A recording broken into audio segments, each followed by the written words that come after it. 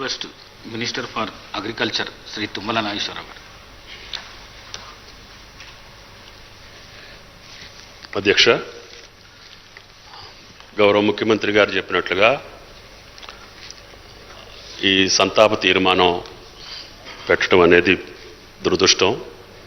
మనలో ఒకటిగా ముఖ్యంగా నాతో 83 నుంచి వివిధ రాజకీయాల్లో హైదరాబాద్ నగరంలో చెప్పుకోదగ్గ వ్యక్తిగా పూజ్యులు ఎన్టీఆర్ దగ్గర నుంచి నేటి దాకా ఒక ప్రత్యేక ముద్రని హైదరాబాద్ నగరానికి అందించినటువంటి మిత్రుడు గోపీనాథ్ అకాల మరణం మనందరినీ బాధిస్తుంది.